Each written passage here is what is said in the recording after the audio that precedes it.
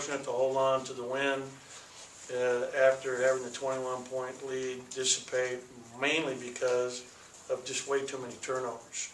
You know, we did a great job defensively in the first half. I thought the second half got off to a great start, got Holman the ball at the high post a couple times. One time Q cut for a layup against his own. Another time he kicked it out to Tyson for a wide open three.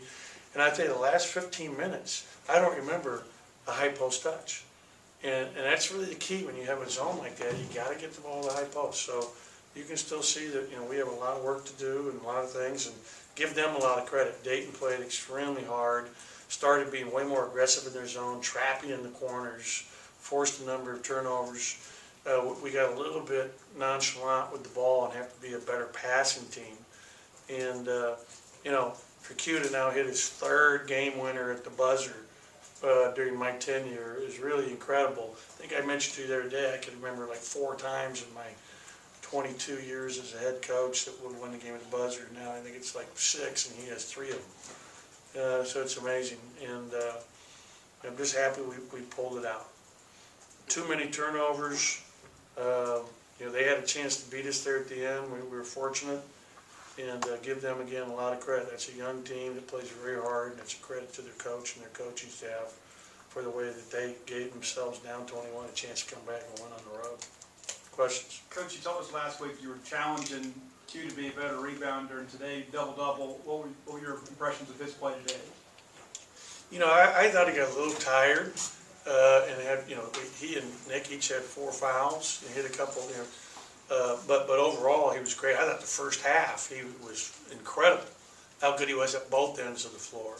Played him 18 minutes in the first half, and that's a lot of minutes to play. You know, he's in game shape, and you know, Lamar, you can see him get a little tired out there for his first game back, and playing him probably too many long stanzas. I didn't play Eli tonight for violation of team rules, and so he'll have one more game here that he will not play in on Saturday, and then he'll be back. Just to answer that question before it gets asked. Coach, would you say you guys were not being aggressive but only getting to the line twice in the second half?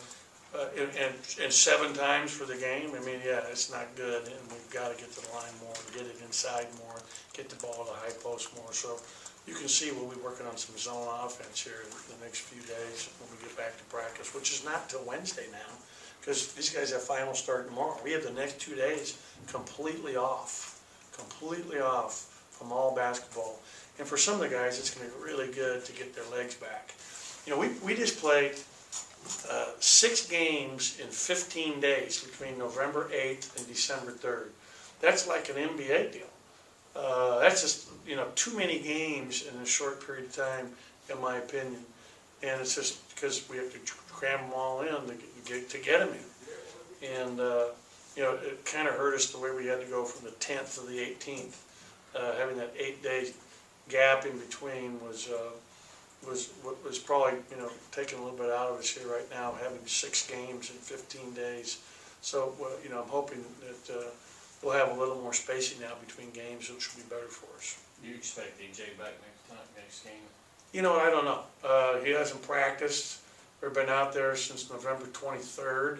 Well, I guess he tried to come and play a little bit on the what was it, the Last Saturday. whatever the date was. I'm thinking the date was the 30th. But it was bothering him. He seems to be doing a lot better, according to our trainer and according to him. So I'm hopeful, because, you know, we need everybody. And so I'm hopeful he'll be able to play. He needs to get some minutes and get back out there. He hasn't really done a whole lot in the last, 10 days, other than that time. He didn't practice that week, and he tried to play that day, so he was only out there for a few minutes. So he needs to.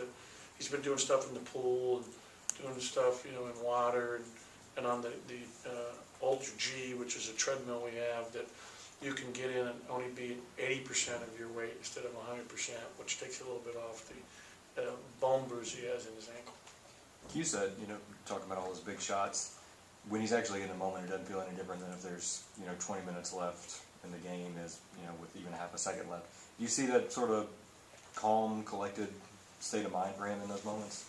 Yeah, he's just a player. I mean, you know, he makes plays. He's a player and he makes plays. And, you know, get 10 rebounds, you know, 10 of our 27 rebounds, 6 assists. I just wish you could keep those turnovers down. And some of that was just, you know, him being a little bit tired. And same thing with Tyson, you know, played them a lot of minutes. And, you know, we've got to be better at passing against the zone. You know, the zone reacts to the ball, so you got to set up passes with pass fakes. It's easy to say, but we've got to get more reps at it by working on it more. And this is the first team we saw a lot of zone. We only had 1 day of preparation, really, and that was yesterday because we took the day off after the last game because I'm worried about our bodies at the same time. It's kind of a, you know, and we were really rolling there for the first 23 minutes.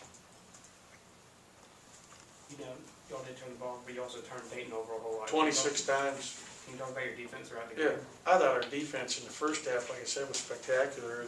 We made plays in the second half, you know, where we did some good things, took some charges, and you know, again, their matchup was a tough matchup because they really had like, you know, 5 guys that can all handle it, move, and I thought Cunningham had a really big second half for him. When I look at his numbers, he had 16. Davis started driving us more. He had 10 rebounds also. That guy's a good player. And then the little guy from Memphis was spectacular tonight. We got hurt, to be honest with you. Our turnovers turned into too many transition baskets for them. I don't feel like the turnovers we got has turned into, I mean, I don't even know if where it is on the stat sheet here. But points up returns, we did have 21, so I stand corrected, which is great. You get 21 points. That probably is a difference in the game for us because we didn't get to the foul line, as was pointed out. It's just not enough times for us. It's very rare that you're going to win a game taking 7 foul shots and turn it over 24 times. I mean, you know, this was a real, you know, nice win considering. When Q got the ball on the sideline, what did you want him to do? Did you want him to pull up at some point? Go all the way, baby. Yeah.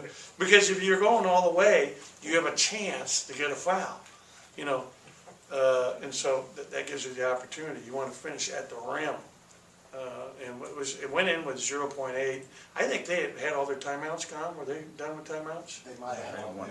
Yeah, well, there was a mistake. They didn't bring it in. They could have set something up maybe, but the kid's a freshman. He's just bringing it in. But I'm watching that ball all the way. You know, worried that thing's going to go in. Trust me, because you know he had a decent look, even though it was from 50 feet away. Nick poked the ball loose for Q again. What did you see out of his defense in that last like 10 Yeah, I seconds? mean, it's a blur. I don't even remember it. I have to go watch it. But the one I am going to watch is that last play. And I'll tell you, they had a wide open 3 that they missed and got it back because Eric, you know, started to retreat too quickly and the guy missed it. And they get it back. I mean, it was a heck of a play because they should have had the last shot, right? I mean, there was no shot clock. So, you know, I'm telling you, it's all a blur right now how that happened down the stretch. I do remember the shot going in, no. So actually, I messaged a psychologist after the game. Pardon me? I messaged a psychologist after the game Yeah. asking about clutch shots and if there's anything to that. The answer was basically that in the more stressful situations, the most probable outcome anyway is even more intensified. So a mediocre player, more likely to miss. A star player, more likely to do something spectacular. Like I said, you haven't seen that many of these, and now Q's got 3 in a couple years. Yeah. Two in the last, how many games here? Yeah, 2 in the last how many games? 3. Yeah, so there you go, 2 in the last 3 games. I would like to get out of that and, you know, win like we did the other night, where, you know, we got a nice lead and the game's over. And that's what's disappointing is to have a 21-point lead and turn it into a last-second shot. But to hold on and get the win somehow against a good Dayton team, a team that, you know, they have unbelievable respect for their program and the tradition they have there. And you know, when we return there next year, you know, I wish you guys could come. I really do. I wish, you know, see me. Maybe I'll buy you a ticket. You guys should come and have the experience of going to Dayton for a game because it's really quite a home court advantage and would be a fun thing to see. They're great fans. That's why they hold that NCAA tournament. First 4 in every year. In Dayton, it's automatic and it's sold out every year. I mean, they're going. So, you know, I thought, by the way, our crowd tonight was great. I mean, for a night before finals, to have the students come burn off a little energy from just sitting there studying all that. I went in there and handed out donuts Friday night. It was amazing, all these kids in there just glued to the books, and it brings back distant memories. But I never studied like math and engineering. I had some guy talking about, what are you studying? He said like aerospace, statistics, engineering. I was like, what? It was like a foreign language to me. And there's a lot of bright kids at Tenney, Mississippi State, let me tell you. I met a bunch of them, and they loved Shipley's Donuts. Thank you, guys. Thank you.